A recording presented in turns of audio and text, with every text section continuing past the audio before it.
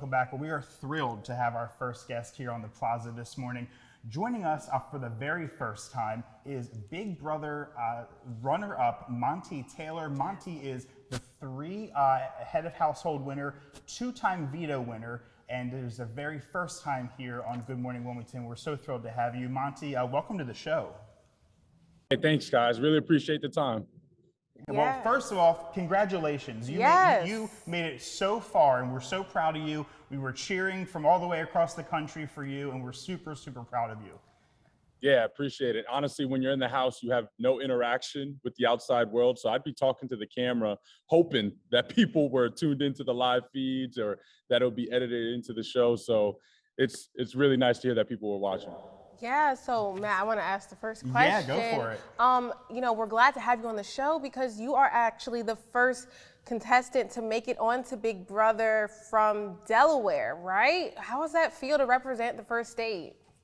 Oh, no, it feels beautiful. I mean, I didn't know that going into the show because the whole process of getting there is super quick. It's super fast paced. So at one point, like I just didn't have my phone. I didn't have access to the internet.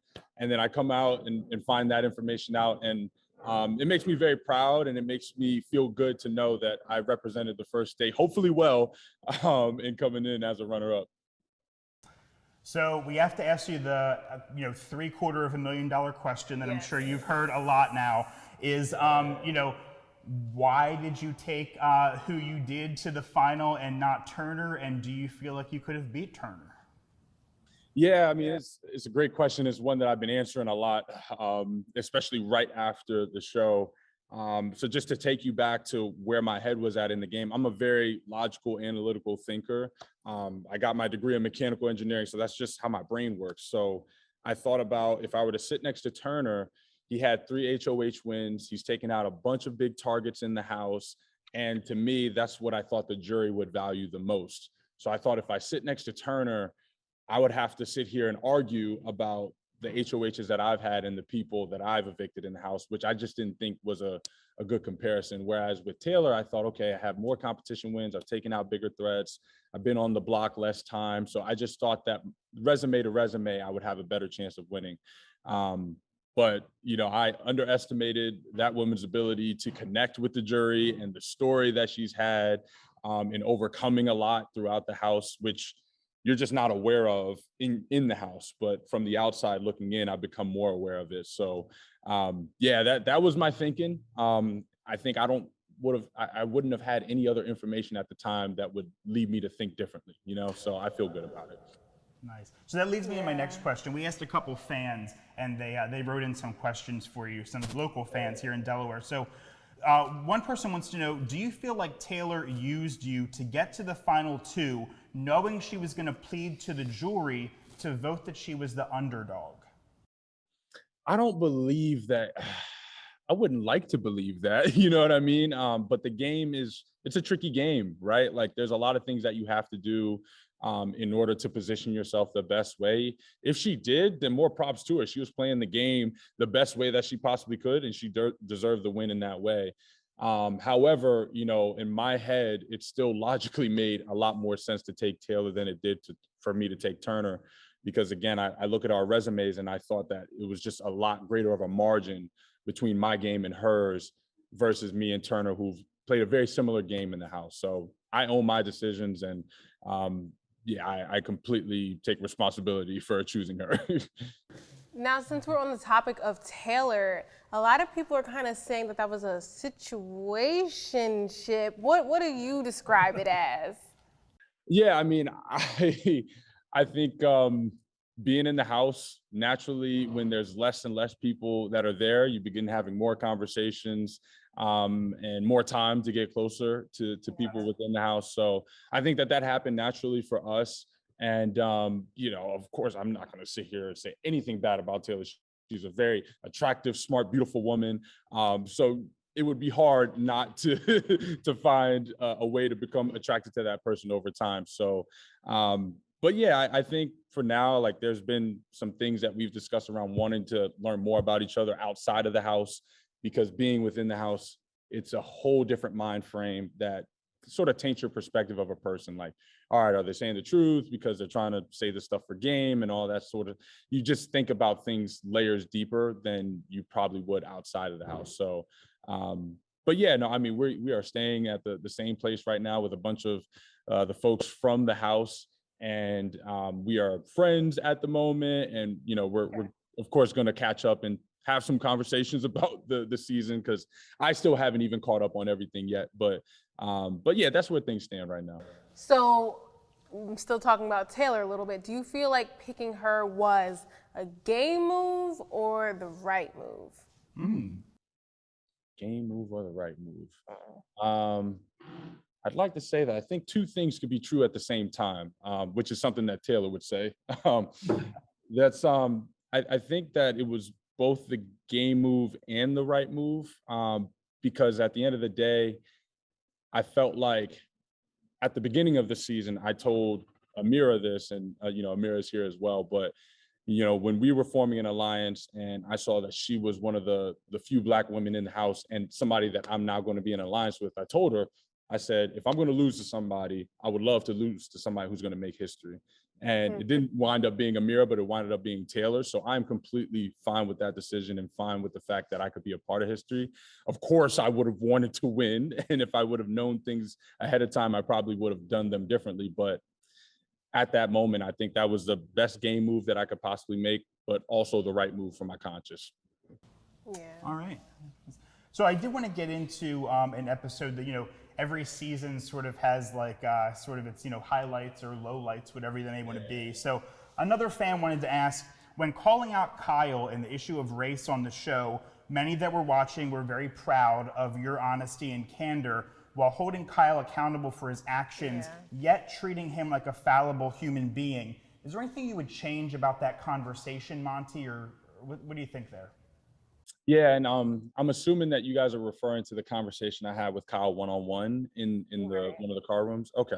Yeah, no, I wouldn't change a thing about that, because I'm a person who operates in the frequency of love. Okay, like I can't sit here and hate somebody for doing something, or completely X them out, especially after they've owned up to the fact that they did something wrong or they thought the wrong way.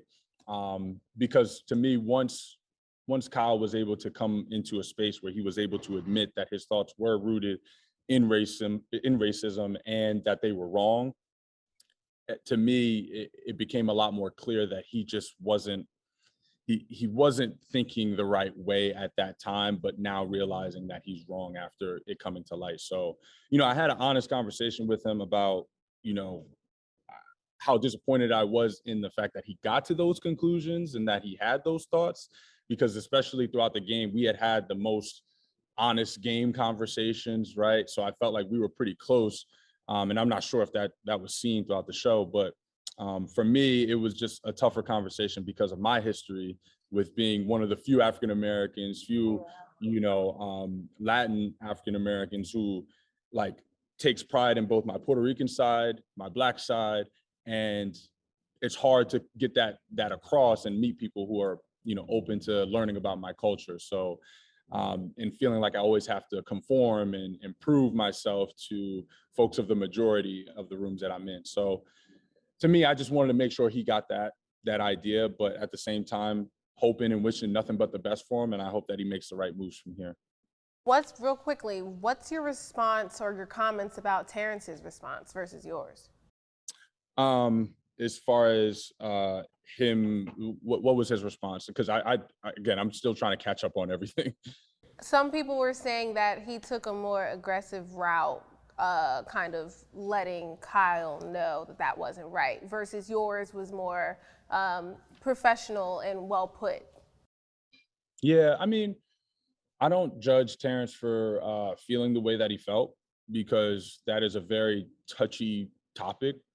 And especially for him, I think the reason why he was so emotional was because he evicted somebody out of the house the week before who was, you know, of Arab descent, right? And he felt like he pretty much got convinced to do it because of Kyle's, you know, manipulation within the game, right? So I think for him, he felt like he wished he would have done things differently in the game and hence made him emotional about the fact that Kyle, went through with that sort of thought process and, made Terrence act upon it. So with me, I didn't necessarily have that emotional attachment. I just found out the news, but it never really impacted my game from my decisions, if that makes sense. So Terrence's reaction is his reaction.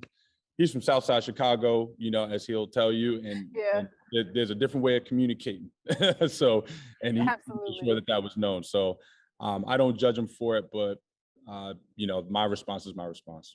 Got you. So Monte, what's up next for you? I know you say you're hanging out in LA for a while. What's up next, when you come here home to Delaware?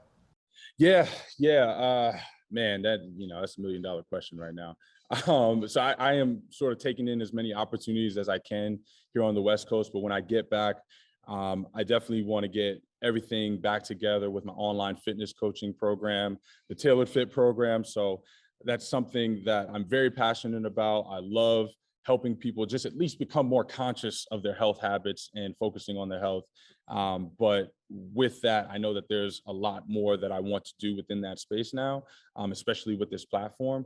So getting that kicked and started. And eventually I do want to get into the podcasting space. I feel like my voice is something that needs to be heard. I love talking about mindset. I do it all the time for free. And I think it'll be time for me to monetize that for myself. Now it's time to make some money out of it. I love that. Well, your two first fans right here. Absolutely. I'm sure we're two of many, so we'll be following along with you. I appreciate it. Appreciate it all. Before we let you go, this Big Brother super fan right here needs to know, would you do an All-Stars if you were asked? That's a good question. You guys are killing me. It's so hard to answer this question after just coming out for 3 months, and really it's more than 3 months, but it's hard, guys, not having the connectivity to your parents, to your family. I missed some time, seeing my goddaughter grow up, she's walking now, my God. It's just crazy, but as far as the game itself, it was so fun. I love the competitive nature of it. I love the fact that I got to meet so many cool people within that house, so many cool but crazy people, obviously. And it was a fun experience. So with some time, I could be convinced. You never know. Fair enough. Fair answer. All right, well, thank you so much for joining us, Monte. We know you're out on the West Coast, so it's a little early for you, but we really appreciate you coming on our show today. Thank you so much. Thank you. Yeah, thank you for having me. And shout out to you guys for, holding up a great platform here and holding it down for Wilmington. Wonderful. Thank you so much, Monte. What's up, everyone? It's your main man, Big Ob, the talk of the town, Mr. DETVCH.com, and I'm here with my wonderful and amazing co-host, Vincenza. We just stopped by to tell you to be sure, if you want any information on what's going on in Wilmington and to meet some dynamic people doing some amazing and great things, be sure to watch us live on Good Morning Wilmington on Mondays and Wednesdays at 10 p.m. Oh, Ivan, 10 a.m. Which he said, 10 a.m.